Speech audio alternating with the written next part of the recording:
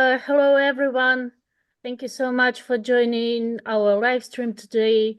Today, we are finally happy to present and to have the discussion about one of our biggest projects of the last year, the presentation of our documentary, How Sweden Quit Smoking.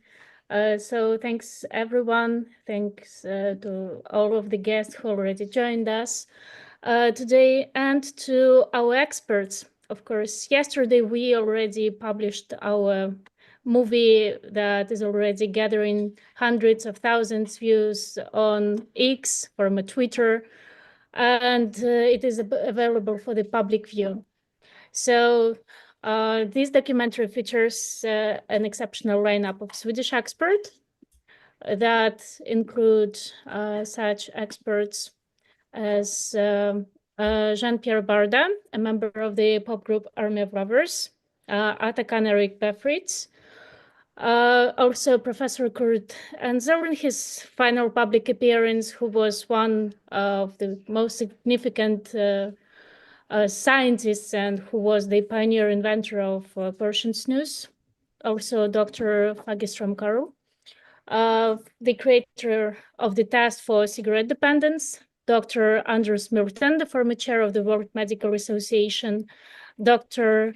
Fredrik Nyström from Linköping University, Carissa Durin, she is the consumer advocate and the director of Considerate Vouchers Sweden, Patrick Strömer from the Swedish Association of Snus Manufacturers, and of course, Bengt Wiberg, the founder of stink-free nicotine products. So today, I'm also very happy to introduce all the experts. Some of them appeared at the documentary as invited guests, and some of them are advocates, scientists, and people who will share their expertise today. So today we're having Federico Fernández, the CEO of We Are Innovation, who is also the general producer of How Sweden Quit Smoking. We have Tomasz Agencki, the director of our documentary. We also have Castro, who is the director of Quit Like Sweden. And we have two more experts, Ignacio Leiva, the president of ASOVAPE Chile, and we have Bengt Wiberg, the founder of Stink-free. So before we start, I would like to give the floor to all of our experts so that they can share their impressions, their experience with the movie. And I would like to start with the producer of the documentary with Federico Fernández. So Federico, the floor is yours. I remind that we have the timeline of 5 minutes for the intro speeches for all of our experts, and later we will move on to the questions. And of course, if we have some of our guests who are interested in asking questions, we will later open the floor to these questions as well. Thank you. Thank you, Tanya. But if you don't mind, I will, disrupt your order, and I would like Tomasz to start because, he's the one who, he's the father of the creature in a way. So then I'll go after him. Okay, that was not too sporty. Okay, but first of all, thanks for having me here, and I'm coming to you as Tanya mentioned with very big news. We have almost 1 million views right now after 27 hours of having this documentary online, and this is something that I was shocked to see that we have like 800 whatever thousand people who at least have seen the first 2 minutes of the video. So it's a lot. It's huge. And I must say that, it's been like 18 months since we started talking about doing this project. And I never really, I would never say that it's gonna break such a huge number, like 800,000 views already. So this is already huge. This is something I never expected. And especially that we have a subject that it's not really epic in a, movie sense. There is a problem because we start with, okay, so what's the movie about? It's about the nicotine market in Sweden, right? And the innovations and how can you build a story around it? And we started step by step with Federico, learning everything there was to learn, breaking the myths and reading everything that was available online. And I must say that 1 year ago, or 1 year and a half, I was way more skeptical about this subject. I mean, I was afraid that we're not going to deliver a documentary that is watchable in a way that the subject is not very, it's not going to be an action pack. It's not a documentary about a famous musician who overdosed. You know, it's not this kind of story. It's not a Bambi movie, right? It's not Avengers. And documentaries are basically niche. You know, they don't have this audience. And when we were asking questions, I was always asked. I was like, the first emotion I had when I started, you know, going deep into this rabbit hole of why Sweden is different than the rest of Europe, in that sense, my main question that I was asking to everyone was, why isn't that obvious? Like, why this solution that we already have isn't already implemented everywhere in the world? Because smoking is a worldwide problem, and here we have like a gift from aliens. You know, here's a solution. Goodbye. It's so easy, right? It sounded too obvious for me at the very beginning, because it sounds like we have like we've made it. We should just go on and accept it, that we have solved the problem of separating nicotine from a cigarette. And I know this movie, you know, we talk a lot about products. We talk about vapes, we talk about snus, about pouches, about, you know, the whole biography of the problem and all those innovations and solving those problems. But the most important thing, in my opinion, is that this movie is not about product. I'll be frank, I'm sorry, maybe somebody will disagree with me, but I don't really care about products. Don't get me wrong, but I don't care about snus or vapes or pouches or any other products, because in my opinion, this movie, and this is about idea, this is about innovation, like a destructive innovation. We're not talking about a product that is, we're not simply upgrading an already existing product by adding a battery into a cigarette or something like that. We're talking about new markets with absolutely new philosophy behind it. So the idea behind it is way more important, because in 10 years, we may have dozens of different products that are based on this idea. And I was always asking this question, if the basic problems are already solved, why aren't we implementing that? Because it's a common sense, it's not left versus right, you know, it's really common sense solution. And you know, I actually realized that that I'm wrong about it, that my perspective is skewed, because we talk about destructive innovation, we talk about building new market that is very young right now. And if we talk about huge innovations, they usually take a lot of time to be implemented. It takes a generation. So if we talk about electronic so-called cigarettes, I don't like to call those devices cigarettes, because there's nothing to do with cigarette, actually. It's a different product. This is like, what, 15 years old, maybe 20? And it's already different than 15 years ago. The same thing happens with pouches and snus and everything. So we're talking about the idea, not about the product.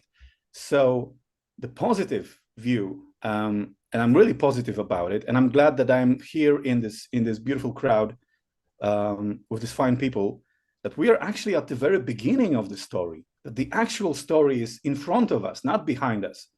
So we still have to produce movies like How Sweden Quit Smoking to simply tell the basic story. This is not the first movie or documentary about the nicotine case, but it's the first time we are having a short 50 minutes, come on, it's digestible, 50 minutes documentary that focuses on a case study, that it works, it can be implemented, and it's working. Maybe not working for everybody, but if it works for 25% of population, it's still better than you know, I don't know, making a pack of cigarette more pricey, or spiking the taxes or whatever, because it doesn't work apparently. People buy the same amount of cigarettes and they buy less fruits, right? If this pack of cigarettes is more expensive, so it doesn't work. So now we have a documentary about Sweden, about Swedish case. It works. They were happy to have snus, but they also were very happy to have this amount of freedom to make mistakes If you make 10 mistakes and then you come up with something that is beautiful, nobody remembers about the mistakes. So they are building on that product. And this is the innovation we are talking about. So I'm happy to be here. I'm privileged to be the director of this documentary. I'm very happy to be here. I'm happy with the movie we have. Don't get me wrong. I like this documentary, but I'm also very happy to be at this very beginning of the process that we are still teaching. We're like we are the first responders, right? And before European politicians will do any kind of change, first we have to reach to the public, because if the public is still in the 90s mentally, quit or die, the politicians will not risk anything to change anything, because they only care about re-election. Don't get me wrong. Each party, they only care about being re-elected. And if the mentality is still quit or die, they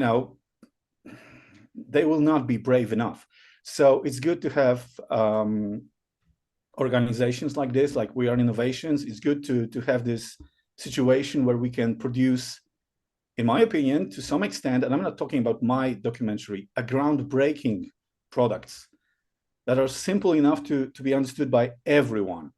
Even if you're not interested, if you're not having, I'm not a smoker, don't get me wrong, I'm not a smoker. I needed to learn everything, In my family, like 80% of my members of my family, they are heavy smokers.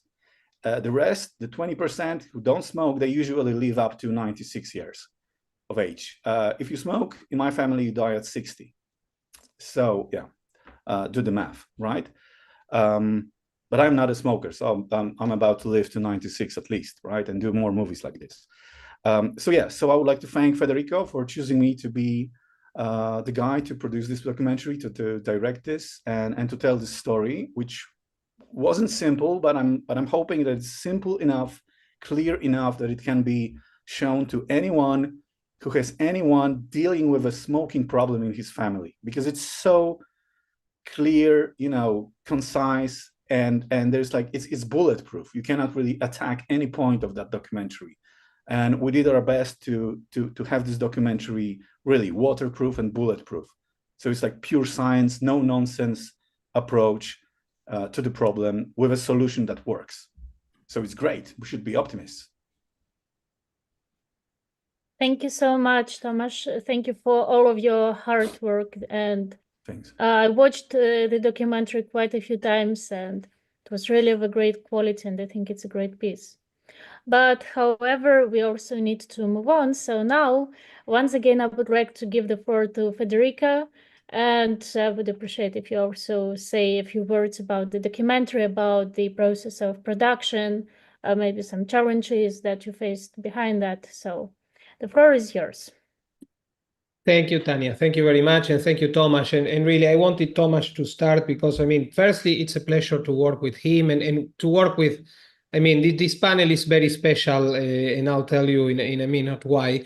But I really think Tomasz was the perfect person to do this, because he also is not someone who was, I think by now probably he's a major expert in these topics, but when we started, he was not. And I think that added to the view and to the story that he could tell in the documentary. And this documentary, in a way, let's say, it's like it's like done basically by two groups. On the one hand is basically Tomasz, who was the person who made all the interviews, who filmed everything, and then who composed the story. And I was present in every interview but one with him. And one thing that I found fascinating when I saw the first version of the documentary was that Tomasz, of course, as you can see when you watch, if you have watched the documentary, or if you will watch it, of course, it's like a chorus of different voices, but he never changed the meanings of anyone he never twisted in order for Tomasz to tell his story. He was, great in the sense that he could compose all these different voices into a coherent movie without in any moment making someone, a little bit far from what they were saying. And I think that really takes a lot of talent and also a lot of, let's say, honesty, intellectual honesty at the time of making a movie. And the other part of the movie are the great people that we interview that you mentioned, Tanya, at the beginning, but I want to mention as well. And I will do it by strict alphabetical order, but this is Jean-Pierre Varda, who is a musician and a former member of Army of Lovers, a pop band from the 80s and 90s. Atakan Befritz, he was fantastic. Carissa Düring, she was amazing as well. The late Professor Kurt Enzel, it was his last public appearance, probably the interview that we took with him and then his appearance on the movie. He was fantastic. Dr. Carl Fagerström, he was great. Dr. Anders Milton, he was amazing. Dr. Fredrik Nystrom as well, he was great. Patrick Stromer, I think, well, he was fantastic, and I think he's and he could be like a stand-up comedian too, because I think that the biggest touches of humor in the movie come from Patrick.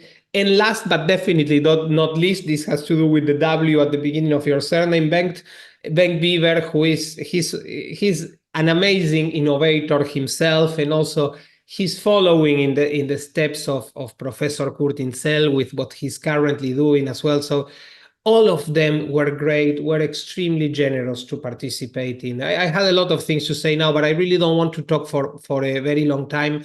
Maybe later we can discuss about other topics I wanted to bring, but this was really a big effort, and without the magnificent interviewees that we had, without them opening their houses, their offices, giving us their time, everything was. Tomasz left Sweden with many hours, with a lot of hours of material, and that, it's true. It's a 50-minute documentary, but it comes from a lot of material, a lot of very interesting conversations with each and every one of the persons that I mentioned. And also I want to highlight the work that my colleagues, Tanya, of course, Tanya Rack here present, Beatriz Santos, Jeremias Rucci, who is the one who is making sure that this is being live streamed, and Luis Pardo have done regarding the promotion of this documentary, the promotion of the events that we did prior to the publication, to the release of the documentary on YouTube and on social media. Of course, all the partners of We Are Innovation. We are almost 50 partners by now, and we really are very proud for each and every one of them. And I always want to say that I always like to say that this documentary is in part the work of there have been a lot of helping hands. Some are seen, some are unseen, but this is really a very collective creation. But the brains of the operation were Tomasz and our interviewees. Without them, this was not possible. Another thing that I want to highlight very quickly, Tanya, and I'll shut up soon, don't worry, is that we were very privileged and very lucky, and this was also thanks to magnificent local partners, that we could show this documentary in 11 cities around the globe. This documentary was shown in private screenings in London, Stockholm, Madrid, Brasilia. And in Brasilia, by the way, it was at the launch of a magnificent platform that we work a lot, which is Quit Like Sweden, and we did with Sueli, who is here with us today. We also showed it in Prague, in Ankara, in Taipei, in San Jose de Costa Rica, in Vienna, and in Paris. So to everyone who was involved with those screenings as well, we are extremely thankful, and we're very happy that we could do that as well. Just to wrap up, and then there are other topics that we can talk about. Why Sweden? I mean, which you should watch the documentary if you want to know about and other things that are going on. But really, the documentary tells very well the case of why Sweden. But just a little bit, to wrapping up with something similar to what Tomasz said at the beginning. If we think about the future, and if we think of the kind of adoption curves that innovative products and innovation has in general, innovative new services, innovative new business models, I think there's a lot to be optimistic. Innovation may always face difficulties and barriers. It tends to be the case. But innovations, in particular, is the ones that truly improve people's lives, individuals' lives, can seldom be stopped. And I think we are at this point, even though, of course, it's always like a bittersweet situation. But I think we are at this point, at a point in which innovation in nicotine and harnessing the power of innovation in order to solve the problem of smoking, it's going to become unstoppable. So I am very optimistic. With this, I'm not saying that we should sit, and relax, read a book, and wait for things to happen, because it's not like that, unfortunately. But there are a lot of reasons and a lot of things going on that I think are pointing in the right direction. So we really need to be optimistic, and we hope that the release of this movie, which is there, it's for people to use. We are, let's say, we are not rights fanatics in the case of our production. Everything that it's online on our YouTube channel or our social media, we encourage people to use it. If people want to make shorts about these things, want to use it one way or another, we're always thankful if they put a reference to the original material, but the movie is there to be used, to be watched, and hopefully to start a lot of conversations, and that's what we want. Thank you very much. Thank you, Federico. Thank you for sharing the insights. And of course, lots of things happen thanks to our partners. And once again, I would also like to highlight on my side that we are very grateful to them for making that possible. And I would like to give the floor to our next speaker, to Sueli Castro, who is the director of Wiberg Sweden. So, Sueli, please.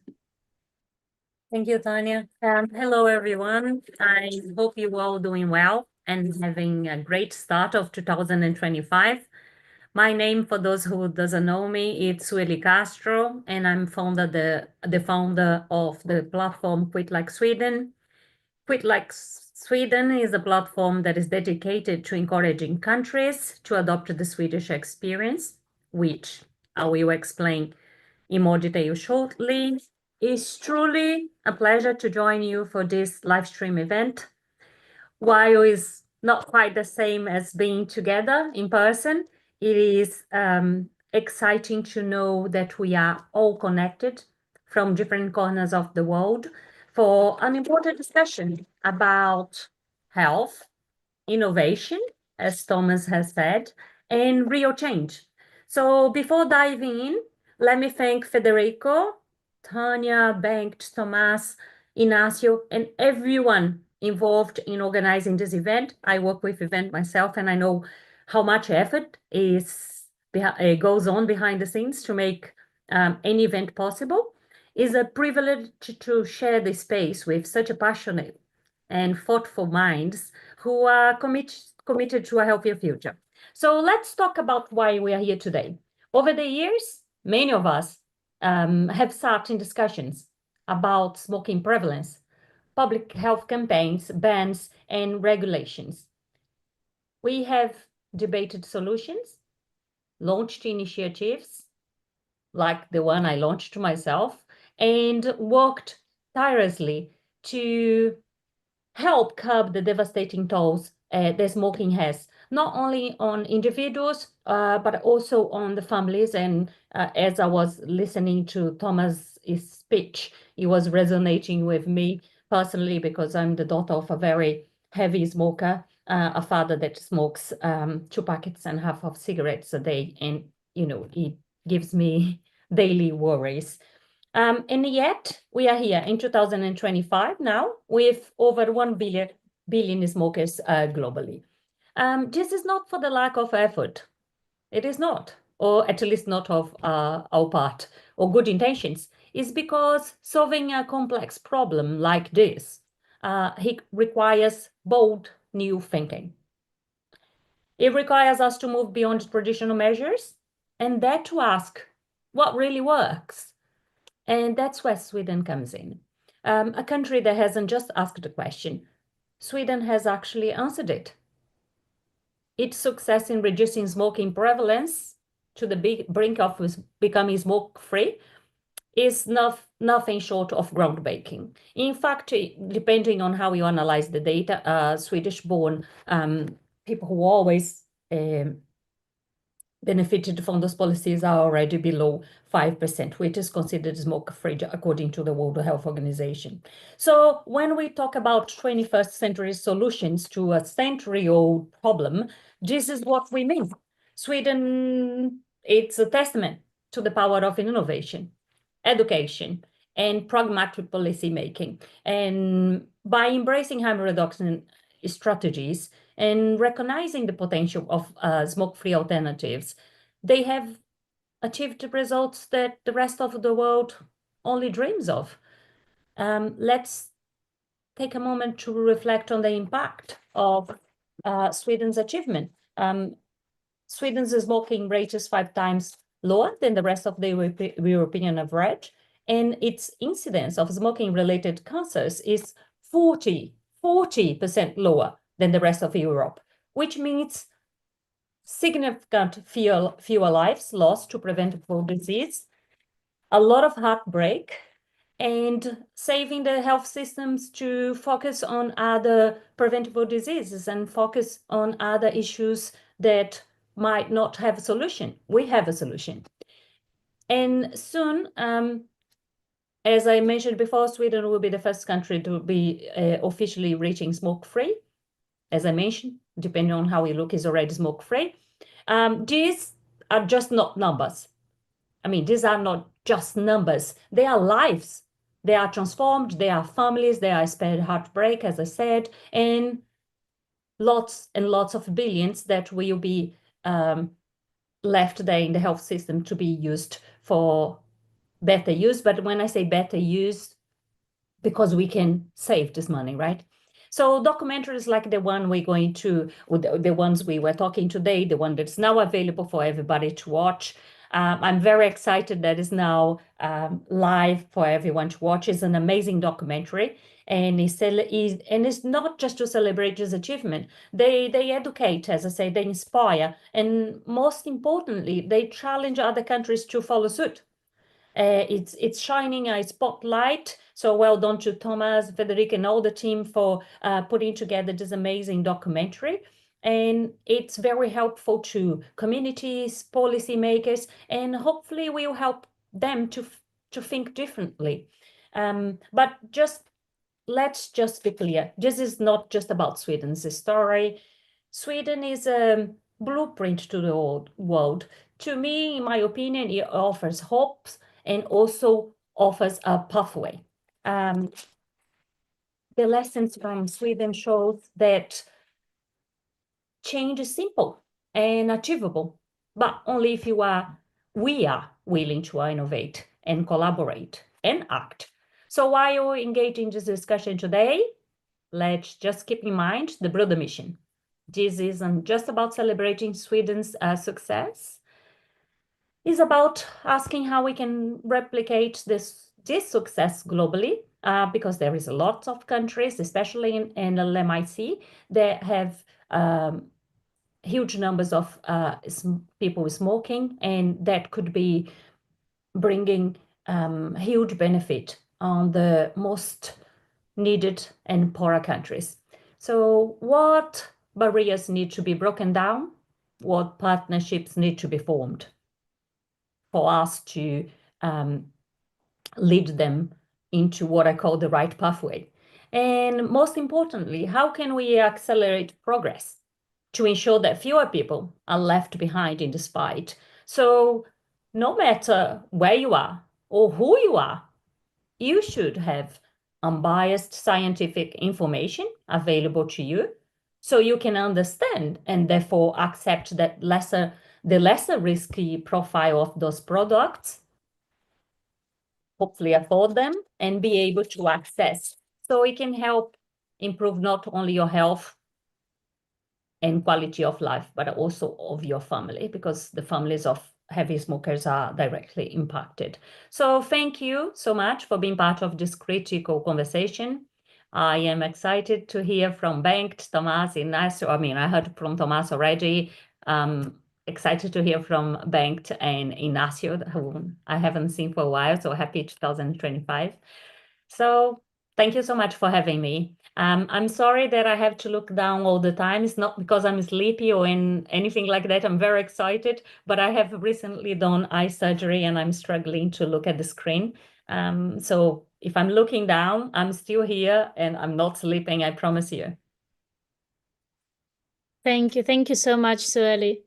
And next we will have Bengt Wiberg, who is the founder of Sting-Free AB, which is a Swedish startup company with patented technology for snus and nicotine pouches. So Bengt, you're welcome. Thank you. I'm very honored of being part of this amazing documentary.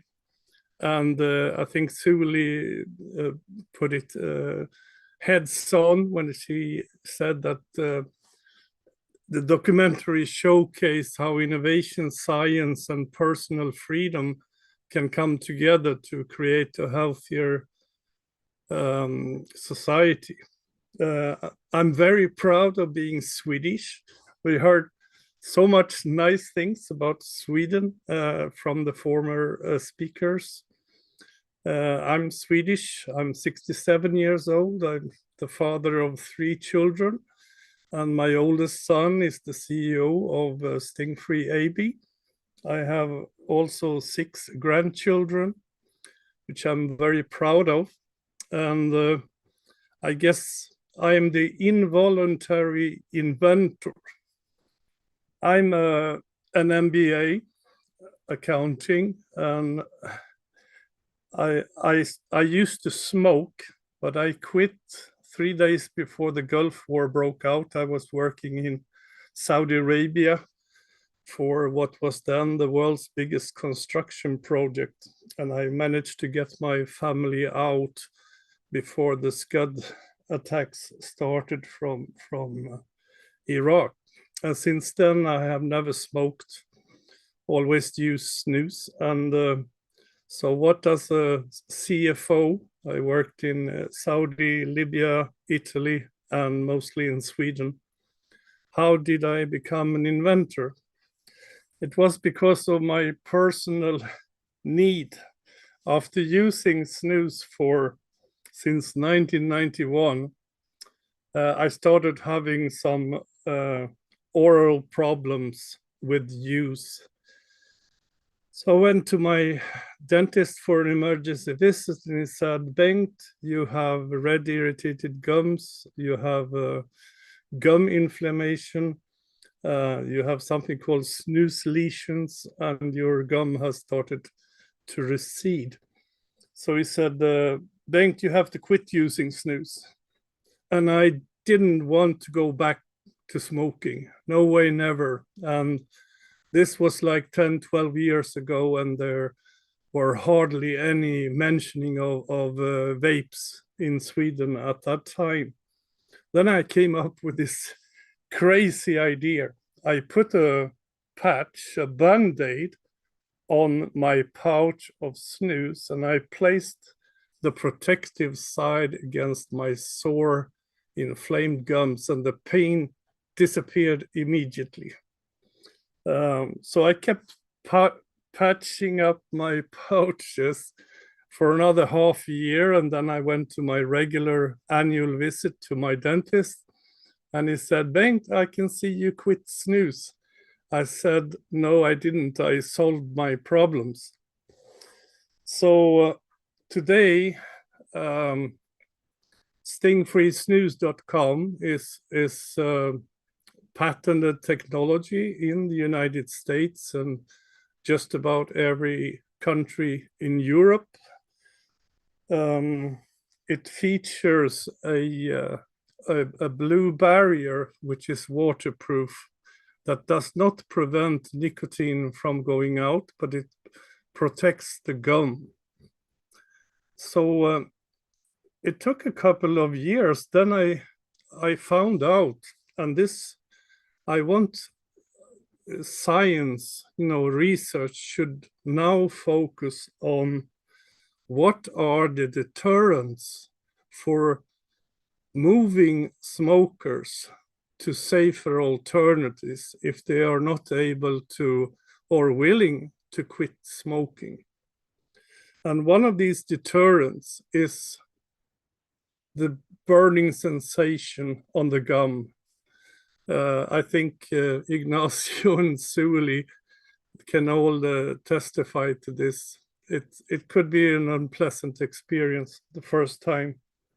So what my technology, sting-free technology, does, it removes the burning sensation. And going back to my first visit at the dentist, I'm proud to say that Sting-Free AB, which is me and my oldest son, who is an engineer, we are a two-man company, but growing very fast. We have done a unique pilot study among snus and nicotine pouch using Swedish dentists with some fantastic results that you can, I'll be happy to share more information about this. So now we are probably the only company in the world where we have dentists endorsing a new technology. So innovation never stops.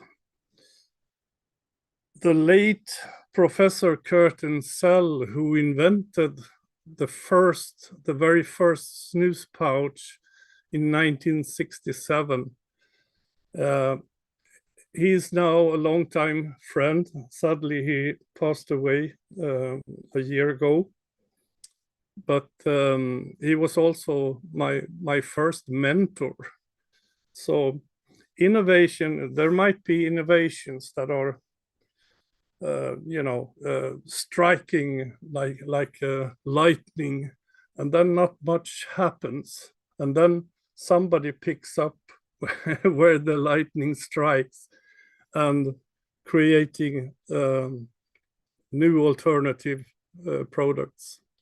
I'm also the founder of the EU for Snus movements. We have members from more than 100 nations, and where 85% of the members quit smoking for good by help of snus or nicotine pouches.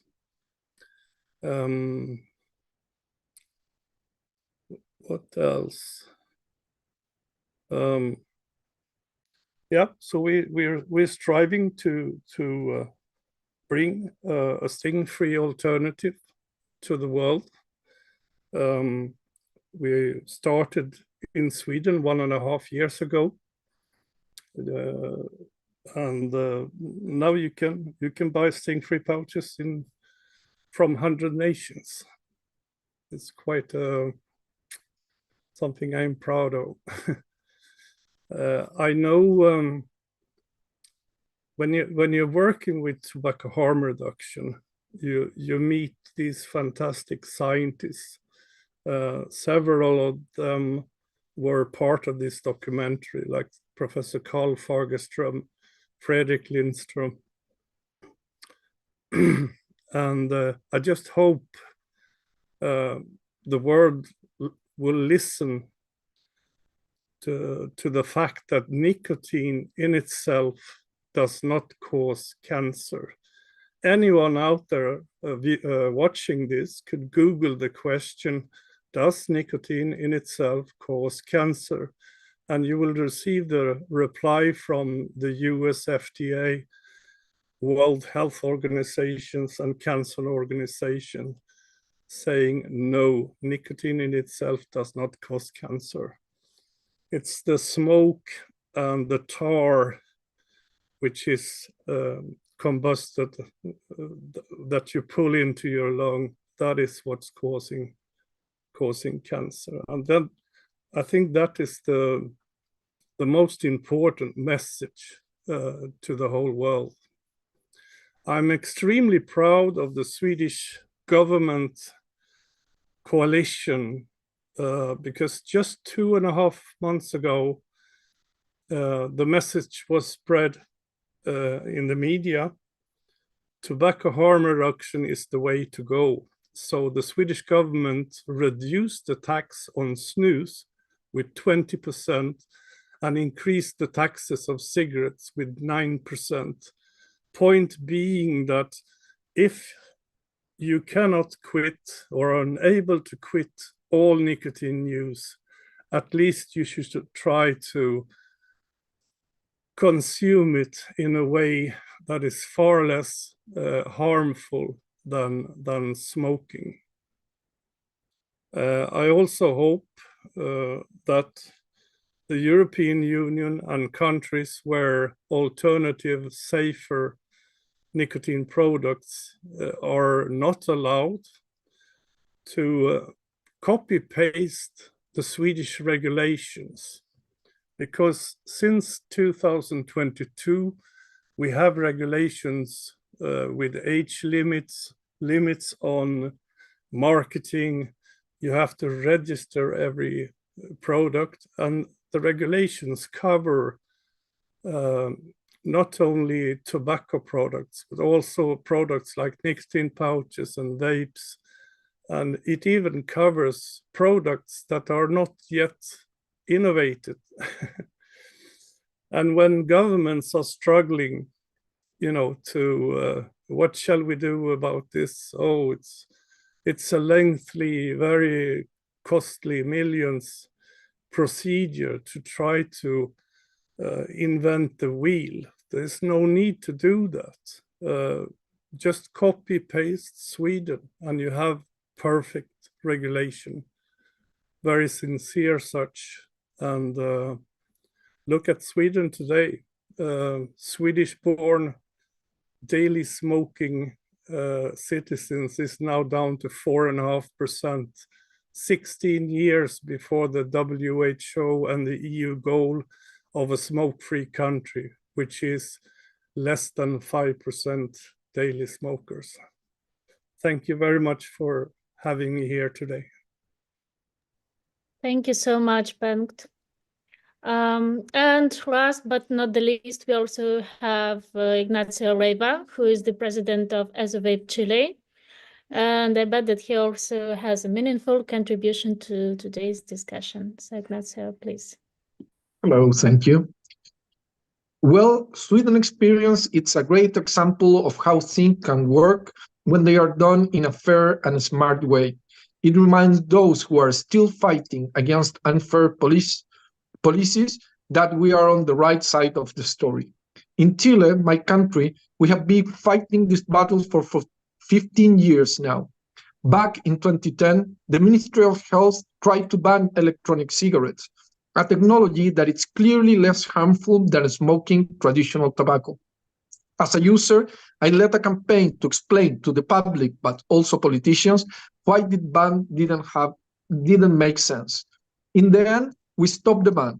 However, a dark decree was passed that allowed only pharmacies to sell nicotine.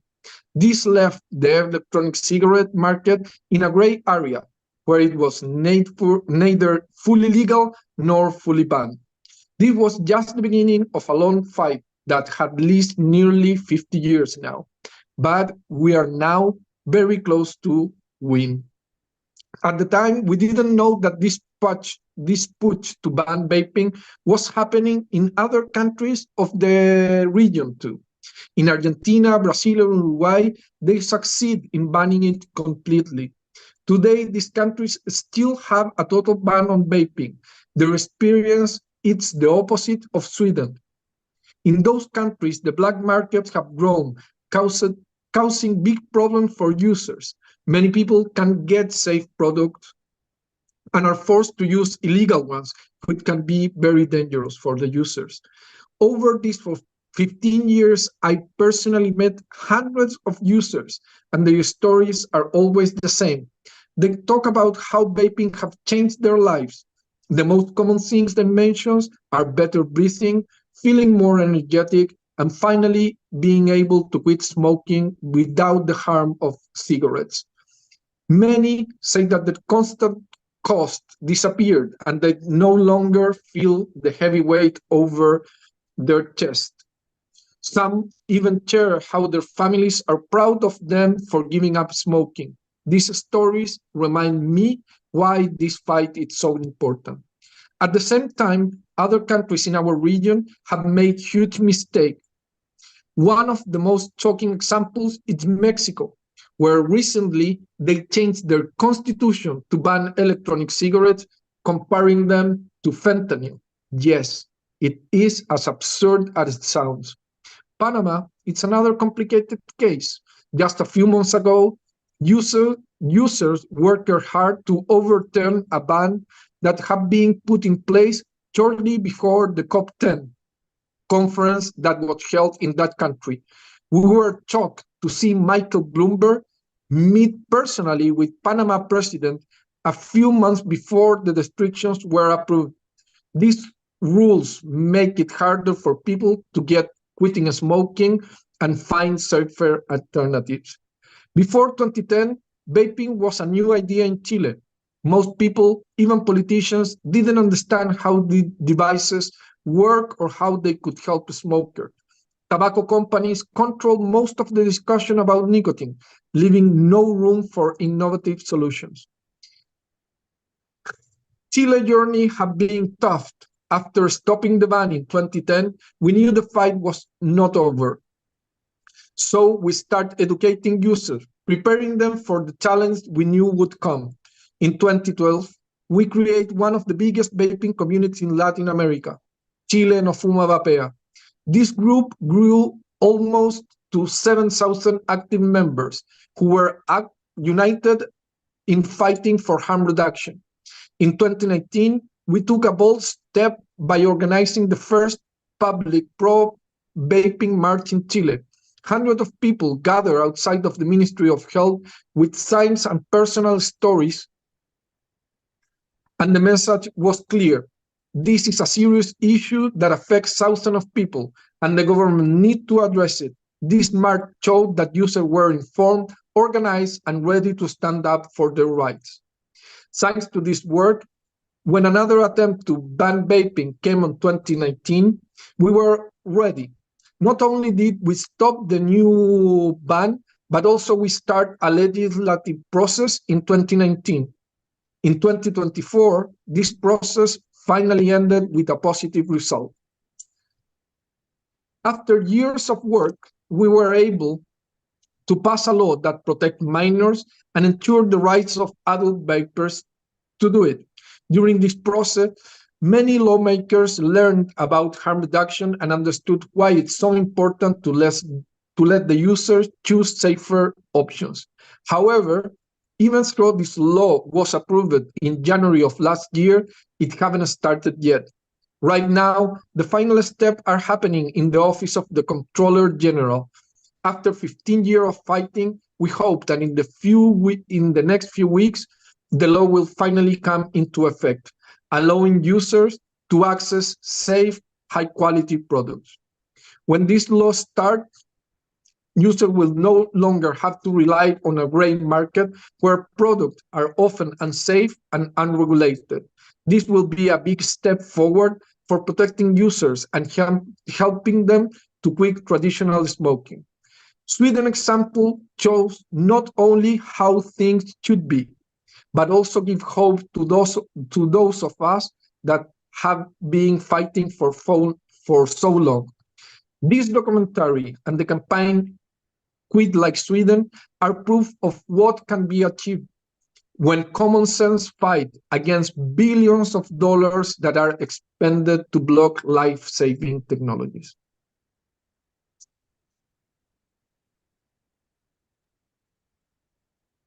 Thank you, Ignacio. I think that now we can move on and we can continue with questions to our experts. And also I remind those who are joining us live today that if they have some questions, they can leave them in the chat on YouTube, and we will open the stage by the end of the discussion. And now my first question will actually go to Tomasz. So you already shared the experience of making this documentary, but my question would be, how do you think, what is the main role of storytelling when it comes to driving public understanding, and of course, when it comes to more significant steps such as policy change, especially when it comes to such the niche. Role of storytelling. Actually, storytelling is something very simple. You just have to build a story. That's actually nothing, complicated. It begins somewhere, then there are problems, then there are solutions, and then there is the end. Like every movie is about it, even Pulp Fiction, however you look at it. So the more, if this story, the more it sounds unique, the more it's going to be harder to understand for the usual viewer, so-called usual viewer. The more pragmatic you have to be. The more, I don't know how to say that. It has to be transparent. So you're not hiding anything, and you're not, just like we did in our documentary. I don't know if you've noticed that, but that was one of the ideas. But we had a backup. But the idea was to have only Swedish voices speaking to us. So we don't have a narrator that is telling us what to think about something. Usually when you're watching politically, involved documentaries, there is this all-knowing God that he's telling you what to think about things, or you have narrator and he's telling you what to do. The idea was to only have Swedish voices and only ask them very basic questions. And just as Federico mentioned, at the very beginning, there was still a lot of uncertainty on my side. I was not sure what snooze is. I didn't really knew much about this product. So I had to ask very basic question, like okay, let's imagine that this documentary is something for my uncle and my aunt and my brother to watch, and they know nothing about it. So it has to be very basic, and that's the only way it has any power. So we only have Swedish voices, and they're telling actually a very basic story. It started as Bengt is actually opening that sequence, that it started 250 years ago, with snooze, which already was an innovation and also was a very problematic innovation. And then came cigarettes and solutions and problems that came with cigarettes. But I was lucky enough to have enough guests to tell the story, enough material, and all of my guests were really, enthusiastic about it. So they are really living the subject. They are not telling you this as university professors. They are not talking about theory of economics, is something that they only write thesis about. All of my guests were absolutely invested in the story, and the idea was that since this story has an element of lawmaking, science, Swedish history, chemistry, activism, all that, I knew that I need as much human perspective as possible. So first part was to find and ask questions that are as non-scientific as I say, that they touch you in a some kind of human way, that you can relate to it. And then at the very end of every interview, I was asking questions, trying to be the normie guy, the guy who doesn't understand it. The guy who always, comments on Twitter and asks stupid questions, right? And actually, that was quite a good idea, because then you have people who didn't really know that I'm asking a stupid question, but they were probably asked those questions millions and millions of times. So they had beautiful answers. And the idea was to make it as simple, as transparent as possible, and also as relatable as possible. As I mentioned, the subject is about nicotine, is about lawmaking, about regulations, about history of banning snus in the European Union. And so you always have to find those, unbelievable to some extent, funny stories, things that are not, that, you know, things that are interesting, that are counterintuitive in a way. And I still had in my mind back then, my main question was, why isn't that the norm? Why are we even here? Why are we even making this documentary? The more I learned about it, the more interviews we had, I had more questions on my question list, because I couldn't understand, how is that not an option for, I don't know, Polish folks or Slovakian folks, or in Austria, in France? Why are we still fighting with the dragon, you know, with magic spells? They don't work. It's like, you know, we have to use science, innovation, you know, it's already there. It's like, why are we still playing this Harry Potter game with tobacco, right? It should be over, right? And each day we are losing people in this battle, and we're losing a lot of money, and we're paying in all those, in the price of cigarette and in the healthcare cost and everywhere. And at the end of the day, we pay with you know, with human beings. Actually, it's a war, and we already have all the machines we need to win it. So, and I'm hoping that this is our future, actually, and this is how it's gonna you know, end up. That's a lot. I can just imagine how much time and how much effort it required for you to prepare. And one more question on that subject. Well, you know, reviewing all the materials, maybe reading something about the current regulations, about what defines Sweden in that regard, maybe some technical moments of that. What would you find the most complicated or the most interesting issue, both that you had to deal with while preparing to actually producing the documentary? This is quite a difficult question, because once I you know, I had to listen to all those interviews, and they are hours and hours and hours. I'm always like learning by heart everything that it's there, that's filmed. I need to like remember everything, make a lot of notes. But then once you have the idea of how you can compose it together, this is pure fun. It's no longer hard work, and you simply know that Bengt is saying this beautiful thing over here, and Kurt Enzal is saying this, and let's combine it together. Let's see how it builds. You know, I don't call it editing. Editing is, you know, everyone can edit a video and put it on TikTok. Editing is easy. The composing is the real fun. When you have things that don't tell the story, but when you put them next to each other, and another one and another one, you suddenly see the story behind it. And you know, the technical part, the part that you talk about, the regulations, was actually very funny. I mean, the chapter about the court hearings, the EU courts, and the lawyers doing everything they can to just like don't understand the problem is for me, that's a tragical part, actually. But in a movie, for me it was comical. They were doing everything not to understand what the problem is about. So long term, it might be depressing, but I'm just hoping that in the video, this sequence is in my opinion, is quite funny, actually. You know, the lawmaking process and all the backstage of making more problems for people to quit smoking. You know, like, that makes you think. You know.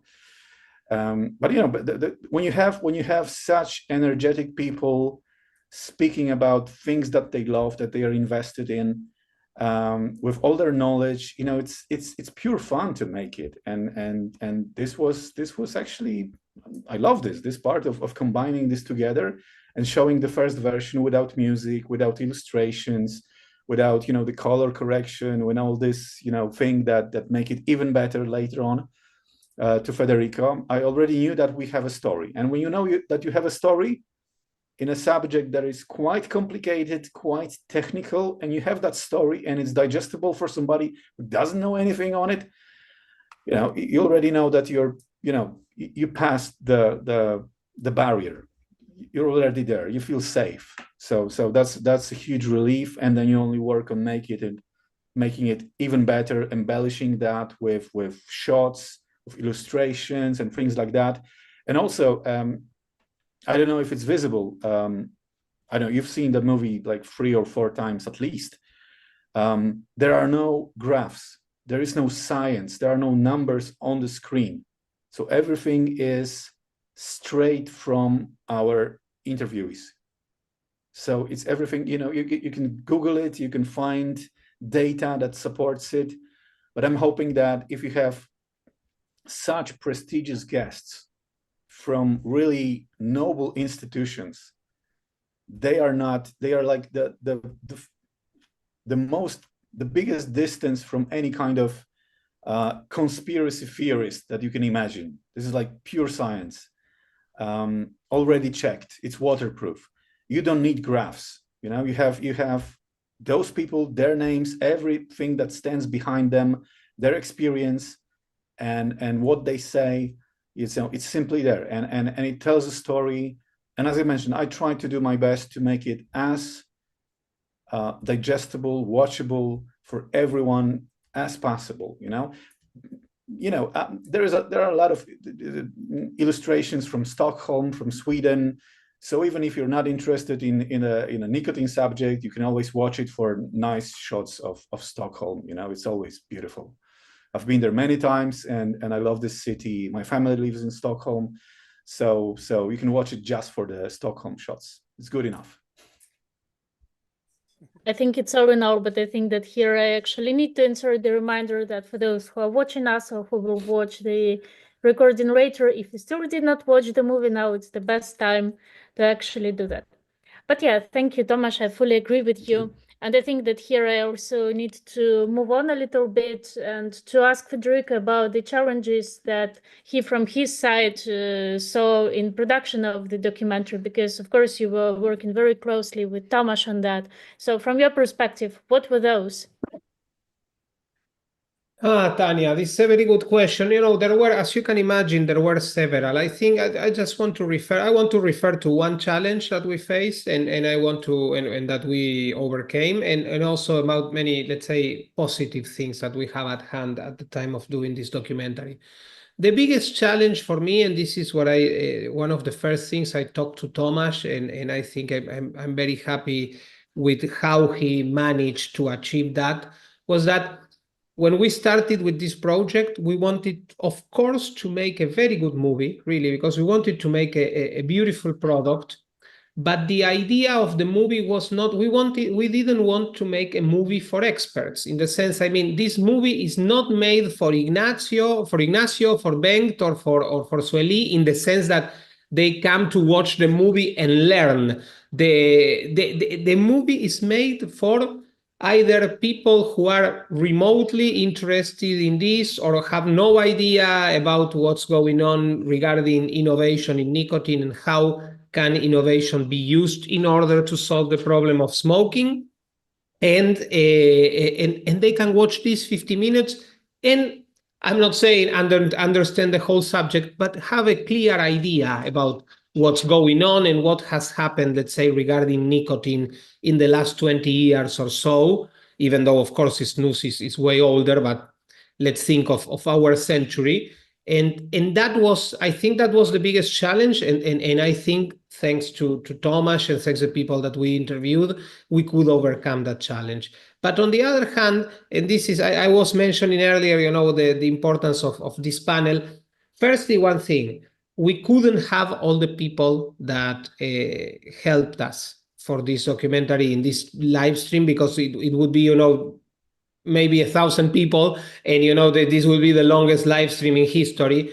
So, you know, we are in a way being unfair. Many of them have been through our presentations, they have spoken, they have been there, they have been invited. So you know, there have been a lot of people, but just, you know, to mention a few things, because I was thinking of the people who are present here. Well, Tomasz is from Poland. By the way, I met him through a friend of mine that has nothing to do with We Are Innovation at this moment, but you know, he comes also from a connection. But I knew Ignacio. Ignacio participated previously in a previous documentary that we did about Latin America. Ignacio is the one who put me in contact with Bengt.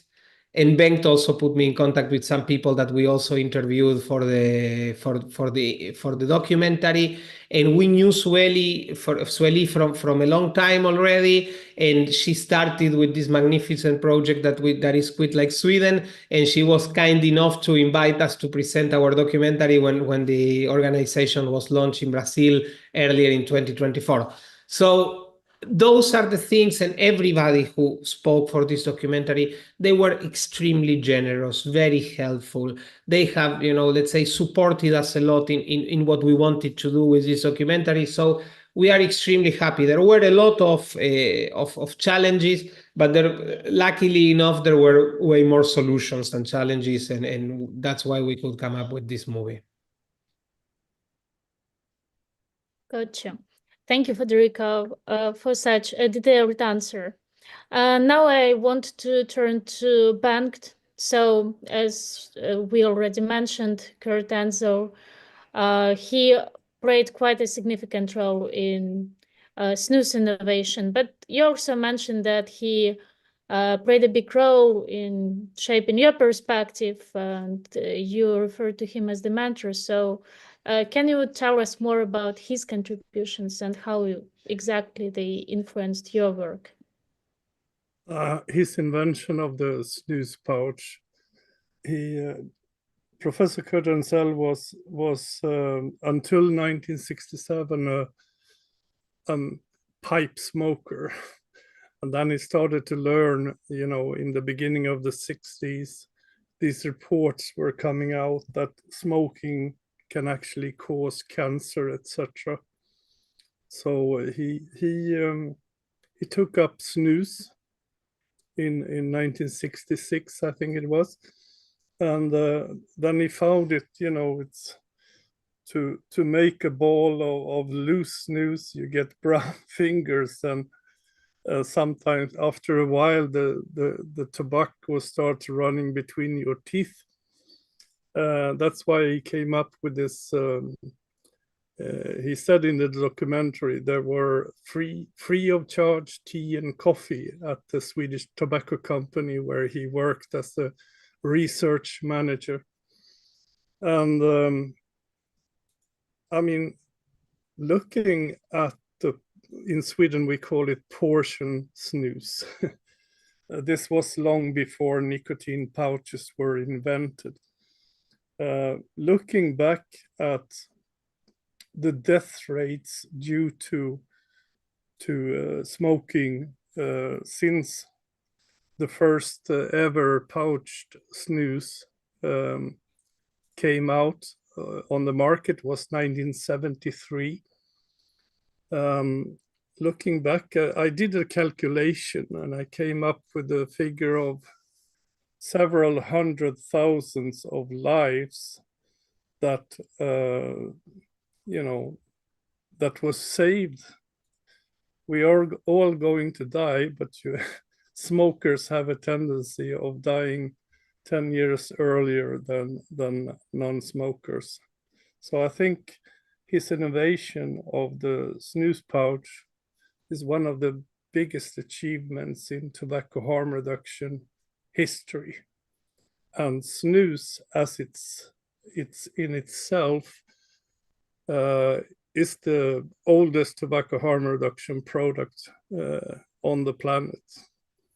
And looking at our neighbors in Norway, where smoking is among young adults, is now, I think it's down to 1%, comparing that to the EU average of about 24% daily smokers. So when I started to get to know Kurt, I've been in his home several times. I even made a sort of documentary video about his innovation. It's on YouTube. He taught me, he showed me documents. For example, how in 1970, the use of snus in Sweden was at its lowest rate ever in history, and cigarette smoking, due to the innovation of the cigarette filter was at an all-time high. Almost half of Swedish men were smoking. So he told me, you know, it was a little bit, perhaps thanks to him, that snus lived on and snus took over. People quit smoking and switched to snus due to, you know, Swedish Tobacco Company, which is now a Swedish Match, focused on developing this innovation. So he taught me all the old history of snus and what was going on, you know, in the company and the world. It was a great inspiration. I miss it. Thank you, Bengt. Now I think it's time to address also the regulations, and my next question will be to Sueli. So as you're doing the advocacy, and I bet that you have lots of relevant experience with Quick Rec Sweden, my question will be the following. So the discussions around European Union's Tobacco Products Directive are expected to resume this year. So how would you see the main opportunities and challenges in shaping more progressive regulatory framework? Thank you for your question, Tanya. Yes, the Tobacco Product Directive, I say that can be a beacon of hope or can be a beacon of dismay, because obviously what is decided in the European Union, it influences a lot of other countries. Not to say there are lots of countries involved, so any changes or regulations that are adopted there affect many consumers. So there is a huge effect to start with. There is a real change that the European Commission will propose to include pouches on the snus ban, and also obviously there is a high, very expected chance that they will also ban flavors, and will propose to ban flavors. This is obviously very concerning to all of us in the field that has been working for very many years to fight for options for consumers. We know, especially on the case of Sweden, how important options are, and by you banning flavors, you're just not leaving any options, are you? Because shops will close down, manufacturers will close down. I mean, who we want to be working with a product that has got only one option? You might as well say that is a completely ban, because one option, I mean, who goes to the supermarket and is only one option of any product available? Do you only buy one type of milk, one type of shampoo, whatever product there is? Not even medication, you have one type, you have several types of the same medication, and it's a de facto ban if you go on this line of banning flavors. I mean, we don't know. I don't know, maybe somebody can tell me, is there any country in which bans have worked wonderfully well and they are on the same pathway as Sweden? Because for what I know, the countries that are doing really well are the countries that have similarly structured to Sweden, like New Zealand, countries that, you know, sometimes have limited options, but at least have options, like in South Korea, that at least have one product. I have recently had a side experience. I went to Brazil, as I mentioned before, to do my eye surgery, and by chance I was on a plane with a long-term friend that has quit smoking about 6 months ago, and he's been smoking for a good many years. And he was on the plane, and he obviously is very excited that he stopped smoking. He owns shops that sells convenience stores, right? And he's very excited that he stopped smoking. And then we hop on the plane, and then I give him the very good news. I said, you know, you're going to Brazil, and Brazil has banned vaping products. And you have vaping to keep you going, obviously, when you're on holiday. And by the time you get there, they will take all from you.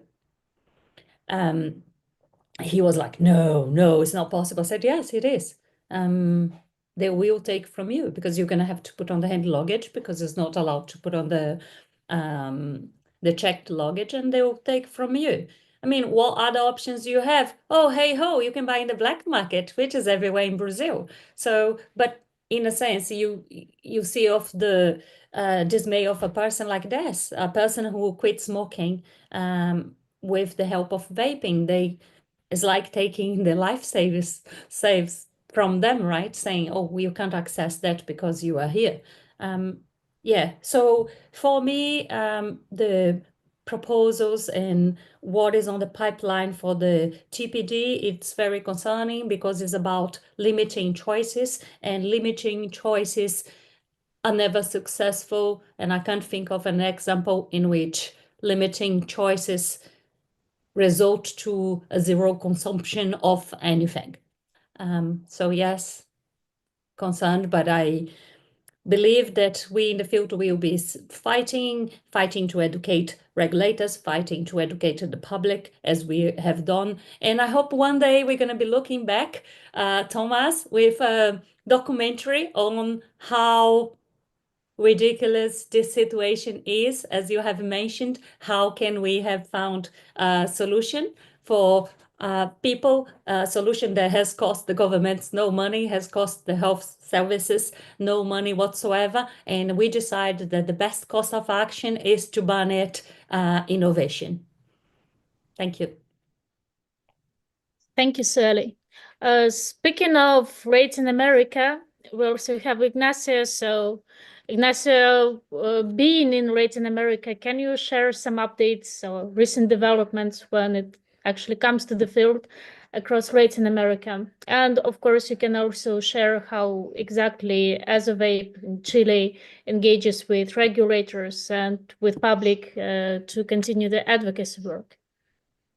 Before going into answering your question, I would really like to point out something that we kind of lose in some moment. It's not that we needed to talk about this, but I think it's very important. This documentary, that it's awesome, it's also an awesome tool to fight against the biggest enemy that we need to face every single day in this fight, that it's misinformation.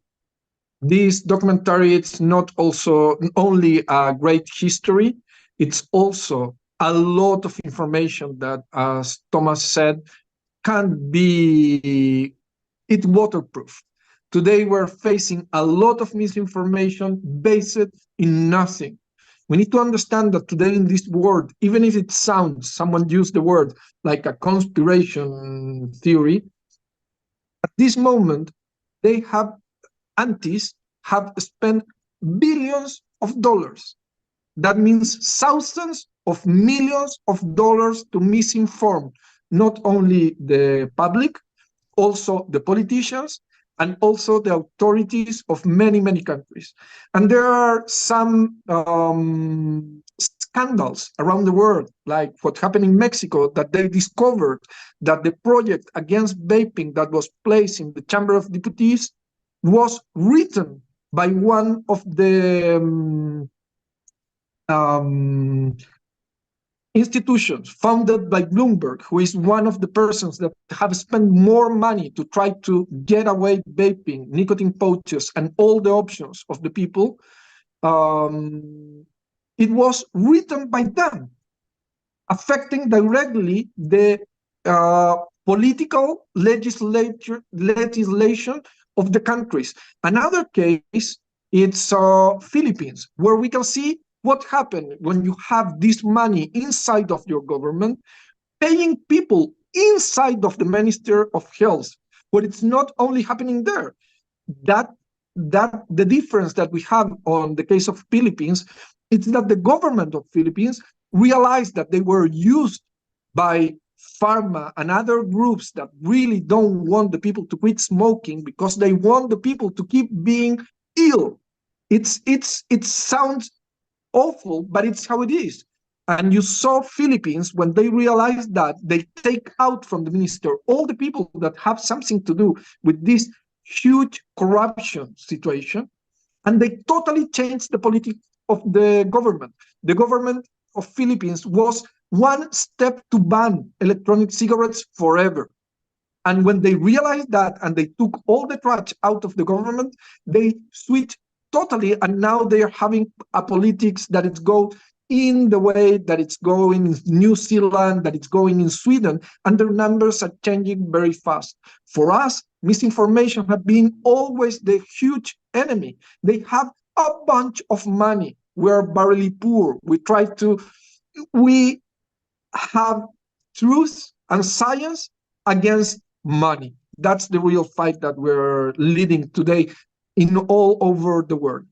Another way to know that this is 100% real, more Bloomberg and the people that have to do with this situation against vaping or snus or other options, more involved they are in the governments, you got worse situations for vaping. The case of Mexico, you were asking me about Latin America. Mexico, at some moment, we thought that we will be the first country in Latin America to have a regulation over vaping.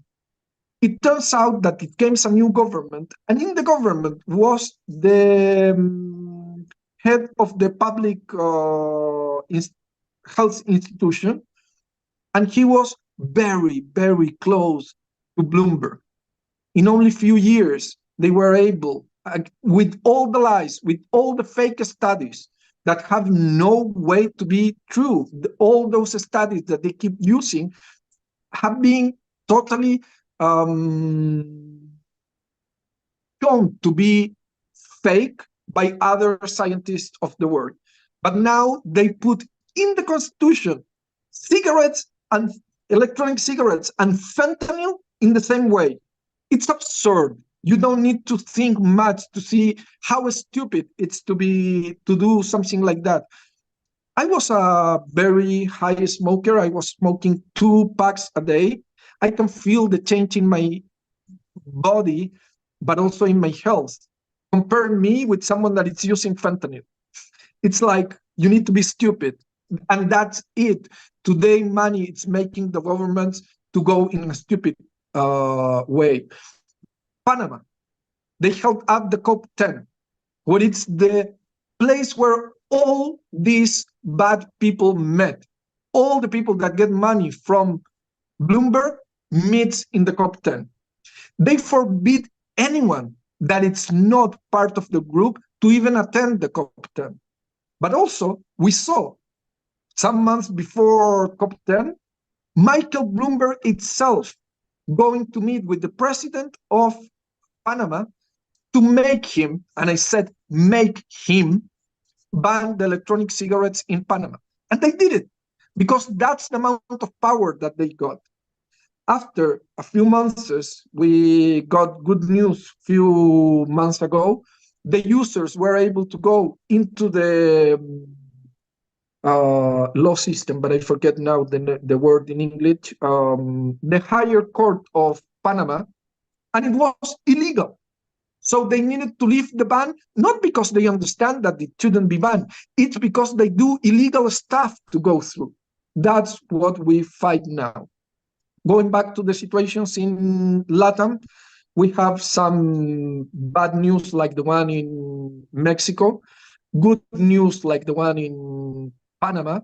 We have one country that have a full regulation now, that it's Paraguay. Even if it's not perfect, was the first one to have a regulation, not started by the users, so it could be a way long better, but at least they don't need to hide on the shadows to get their products.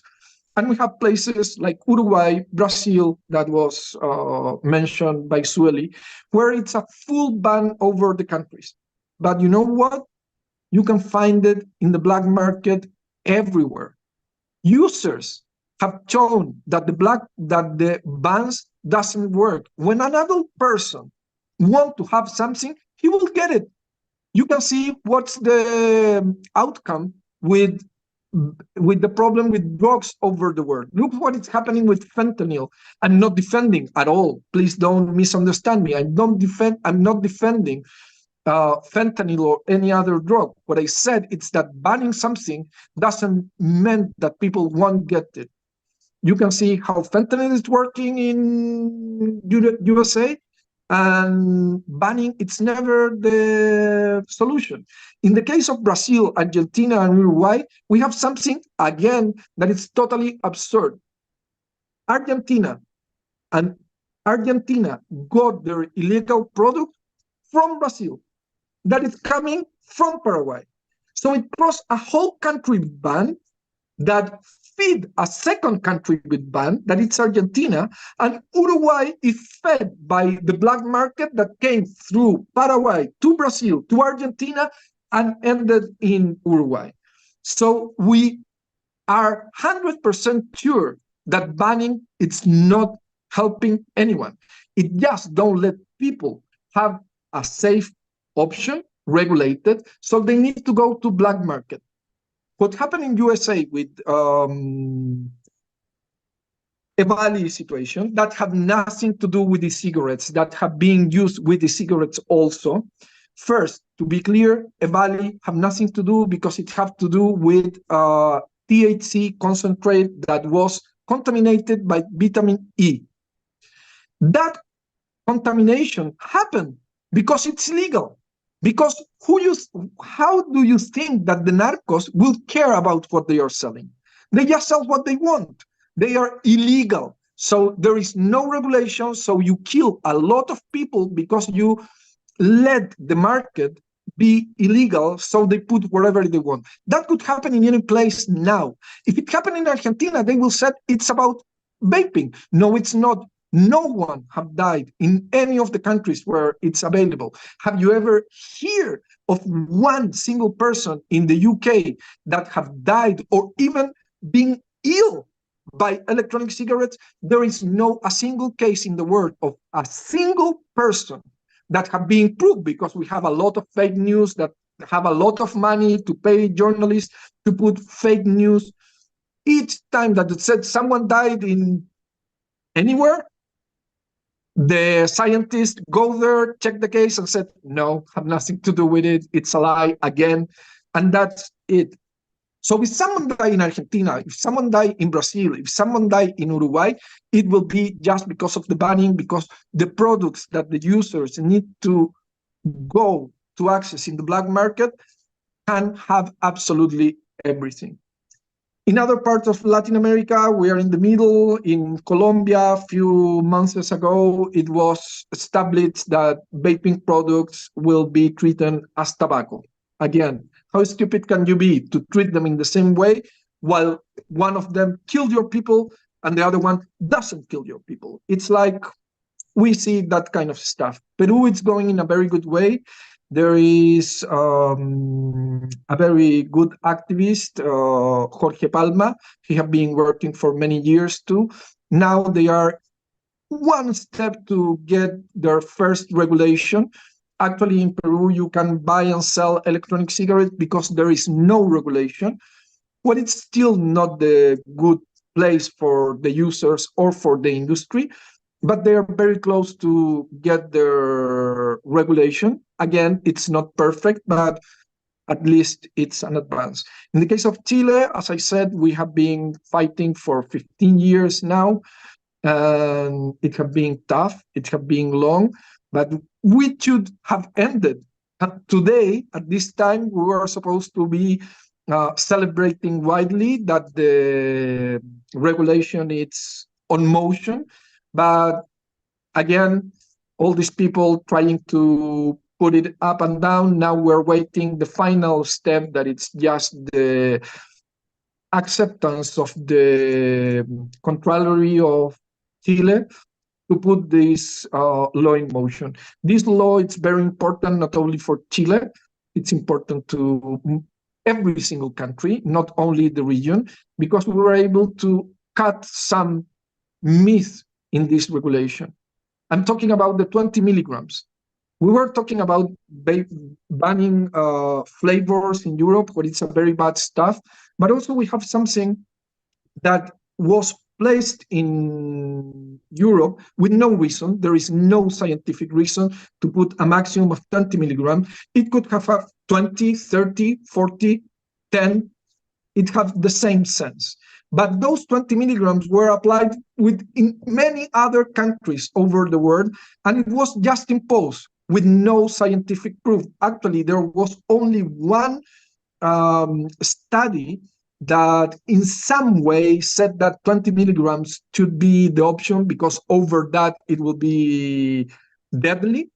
The person that made that study said that he made a mistake and he put it back, but they still use it. And we still have in the European Union a maximum of 20 milligrams. We were able to show that in the legislation process.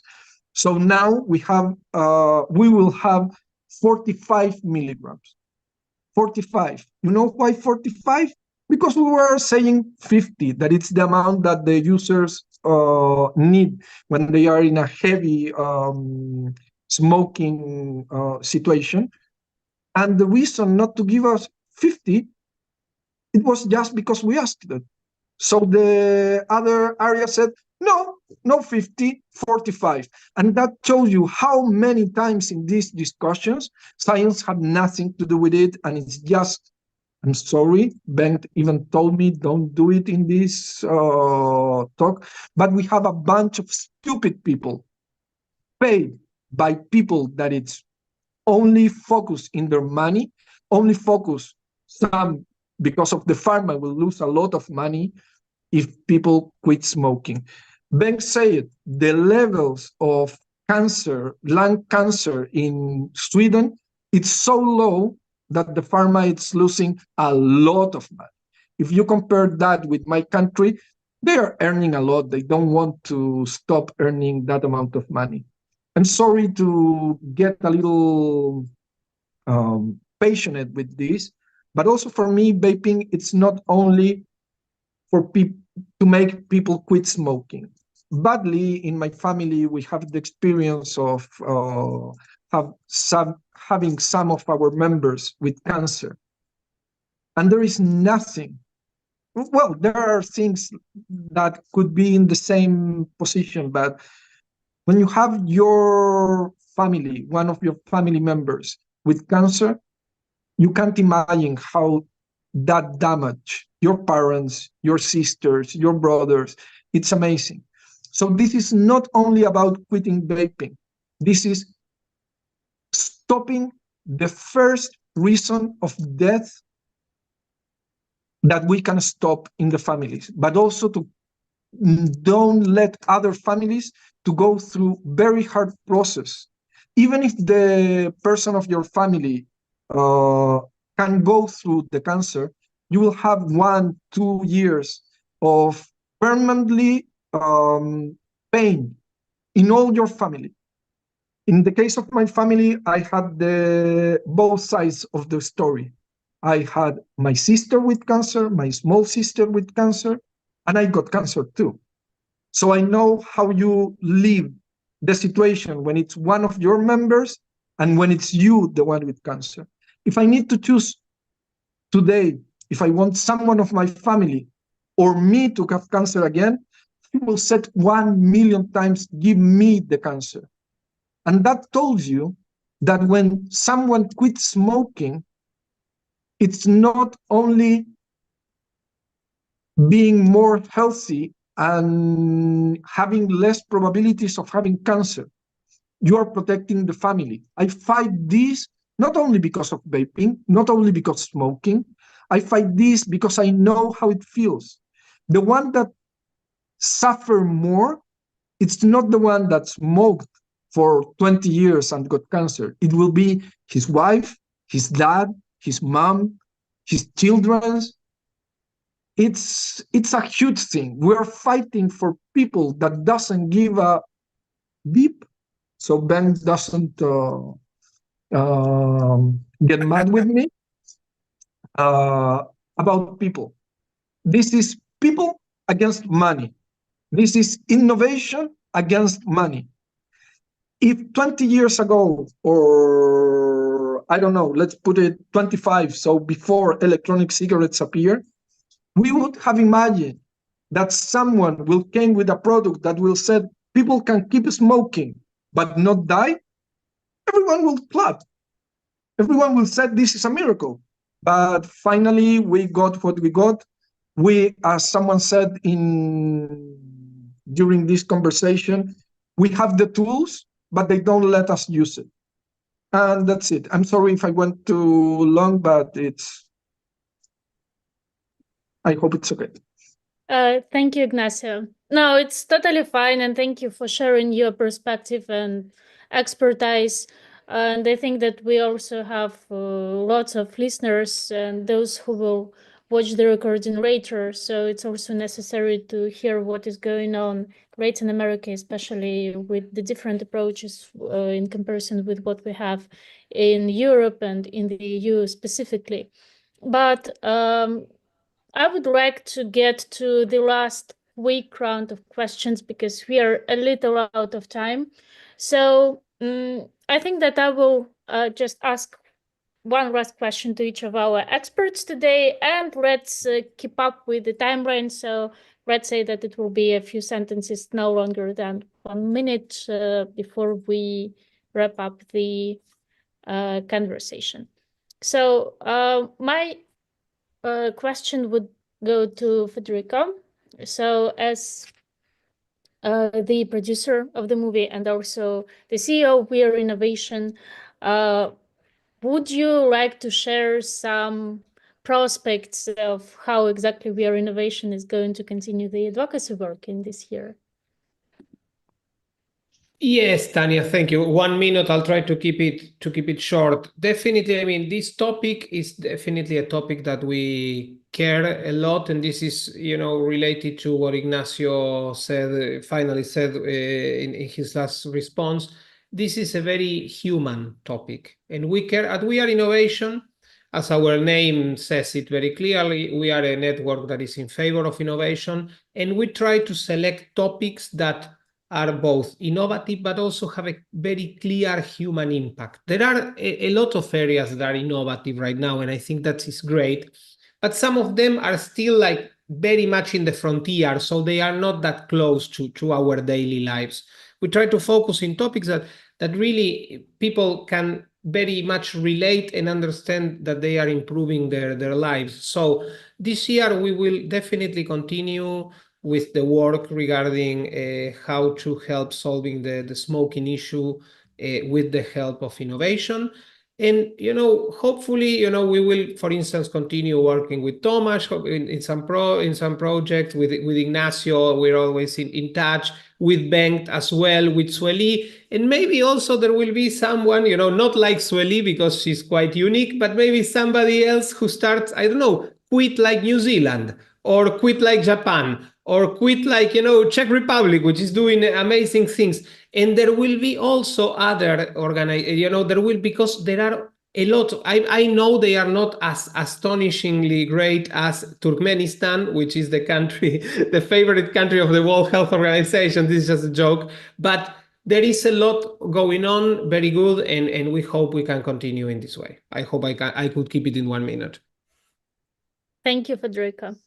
Tomasz, how do you think how documentaries like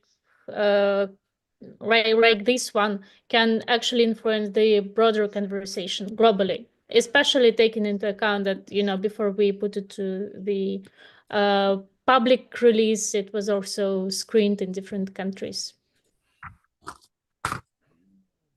I think it's one of the easiest way to answer a lot of questions in a very minimum amount of time. without asking people too much, without asking them to, to read studies, to read reports and Excel documents and things like that. So in 50 minutes, you will not change the world in 50 minutes, but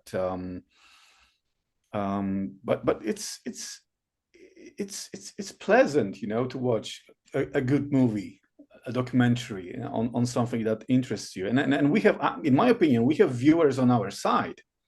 So we don't have to push this documentary and pay for ads and promote this, because basically, people, they don't want to die, right? So like this force is with us. So we are on the same side. So they are happy to, some of them think that they have to quit nicotine once and for all, and they are dying because of the nicotine. They dying because of the smoke, and suddenly you can consume nicotine and lower it and go out of the addiction. So I think that we have viewers on our side. I just checked again 2 minutes ago, and we are past 900,000 viewers. So another thousands and thousands and thousands of people have watched this documentary since we are here talking to each other. So I think it speaks for itself, right? They just want to stay healthy, and they're searching for ways to keep their health, not because they like us, although I hope, at least partly because of that. So we have almost 1 million viewers. Tomorrow it's going to be 1 million for sure. Tomorrow morning, right? People don't want to die. So let's give them hope. And especially if that hope is backed with evidence, it's much easier. We're not selling snake oils.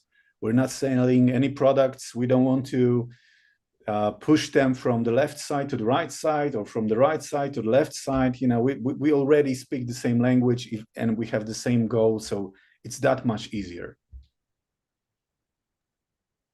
Thank you. Bengt, so snus is banned in the EU except as in Sweden. So do you see a future where the product becomes available across the EU? And how do you think what it would take for that to happen? I think it was Professor Carl Fagerström who said that it's much more difficult to unban a product than to ban it, because if EU unbans the ban on snus, they are admitting that they have been wrong for 30 years. My message for the last seconds here is, it's naive to believe that 1.1 billion daily smokers could just quit like that without any help. So I think that safer nicotine alternatives should be available in every country in the world. And I'm also a strong believer in having regulation in place. But government officials around the world are listening. Don't spend years trying to invent them. Sweden has excellent regulations. And like I said before, they even cover nicotine products and not even having been invented yet. It's as easy as that. Copy paste the Swedish regulation, the Swedish law, and take it from there. Sweden has the lowest rate of daily smokers in Europe, and by far the lowest cancer rates in Europe. Should be happy about that. Don't try to reinvent the wheel. Thank you. Thank you, Bengt. So Eli, how do you usually balance your work in advocacy while there are still certain concerns from public health critics? I have a good friend called David Swin, and I'm going to quote him here. He says, "We work in this field because we believe we can make change, not because it's easy." it is not easy. It's very hard. You heard all about from Ignacio how hard it is to fight powerful players who has a different agenda. But we believe that we make the change. And I know that Tomasz was saying, oh, we're not going to change the world in 50 minutes. But I believe that we can start. Change always starts somewhere. And I believe that we already did that. We started. Because when countries ban vaping products, curb people's choice, we are paying with lives. It's human beings' lives, it's human being well-being, it's the well-being of the families. And this is not the way to go. I mean, we have so many good cases of countries that have gone on the opposite direction, like Sweden did, have made products available, accessible and affordable, and you see the great results. I hope that one day I would be launching a platform that's called Quit Like Brazil, but I'm afraid I might be launching a platform called, I don't know, Quit Like Chile or Quit Like Paraguay, which is a sad thing because Brazil is one of the biggest country in Latin America, and you know, as Ignacio was telling, whatever happens there, sort of overflow in other parts of Latin America. Is a very influential country. So if you were to go in the right direction, we would be saving millions of lives. It is very sad that people have to go through diseases. They are preventable, deaths, they are preventable because of egos, sometimes a lot to do with egos, a lot to do with accepting the wrong. And sorry about the noise. I know that is very hard and difficult and practically impossible to unban his news and copy and paste Swedish regulation to other places. But we have done that in the past. We have unbanned regulations in law that were very damaging to society, like slavery, just for the sheer fact that they are wrong. So I know that is not something that is likable, but I still like to keep hope. And the role we play in this field is the role that Tomasz was describing, is the role of storytelling. I'm not a scientist. I am not. I even am reluctant to say specialist, but I believe that I'm a storyteller. I'm telling the story I believe is true. I'm telling the story of a daughter of a heavy smoker, the story that I have seen repeating. I have met hundreds and hundreds of people that have stopped smoking because of vaping. Those people are the most passionate people I ever met, and with passion comes truth. The reason why they're passionate about this field and they're passionate about telling the story is because they experienced and lived them.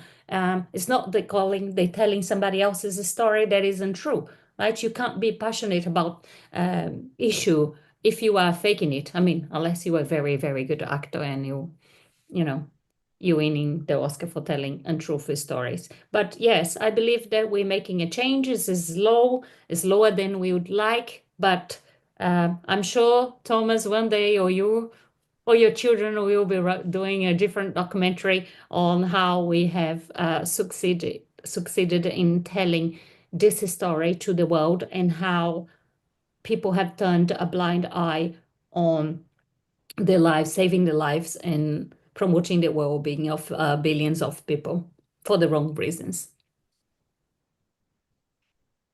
Thank you, Sueli. And the last question to Ignacio, of course, you already said a lot about the regulations and the recent developments, but if you had to define just the core lessons from global policies, how do you think, what would be the most effective in the context of Latin America? I didn't understood, sorry. So once again, if we are speaking about the lessons from global harm reduction policies, what would you believe would be the particularly effective in the context of Latin America? It will be short, but I will add something because it will take me less than a minute. I think what we need is fair regulation based in science, flavors for the people, because it's stupid. It's like you have someone that is alcoholic and you tell him, okay, I got a medicine, but you can only use wine flavor. That's what they are trying to do. People that is trying to quit smoking, they will let them only use tobacco flavor. That's it. It shows how smart it's these people of the antis. But it will be that fair regulations based on science. Only with that you will have perfect regulations and thinking in the well health of the people. But I wanted to say something else. I really will go very fast with this. First, for those ones that haven't seen the documentary yet, you should see it because it's a masterpiece. It's full of information, but it makes you understand everything very, very fast. As Federico said, he met Bengt because I put them in contact. I know Bengt don't like these kind of things, but Bengt is the guy in the world for talking about the snus. I have never met anyone that knows more about snus and nicotine pouches than Bengt, but also he explained it in a way that everyone can understand it immediately. And I'm super glad that they took Bengt and put him in this documentary. He's someone very important for me, not only as a friend, also as an advocacy. There is a lot to learn from him, and I really, really appreciate him to be in the same side. Federico, I want to thank you. Your association or your institution, Somos Innovación, have been very important in this fight. So I want to publicly say thanks to you. The same to you, Sully. Your campaign of Quit Sweden have been going so fast and growing so fast that it's really make me feel proud to be your friend too and have been part in some of those situations that have to do with quit like Sweden. Thank In you. the case of Tomasz, a masterpiece, congratulations. But also I want to tell the people that will see this documentary and will want to know more.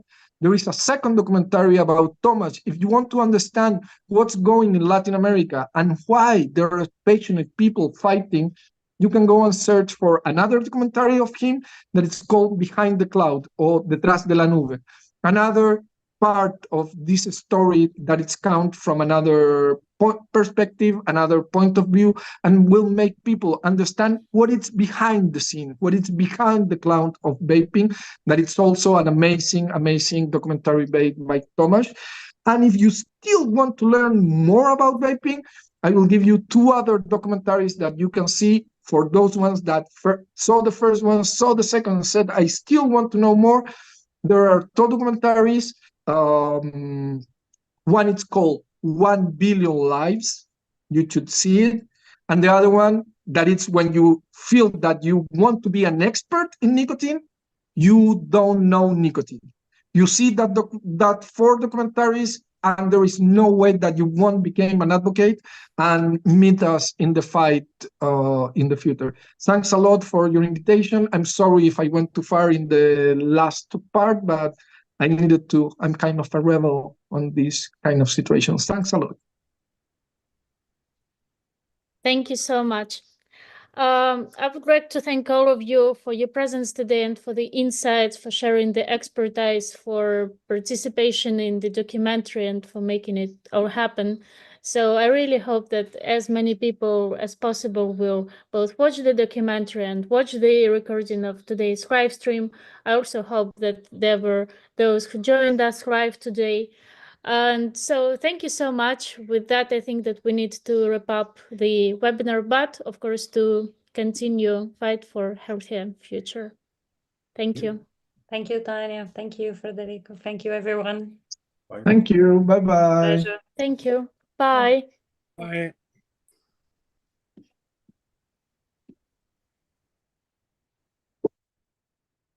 People just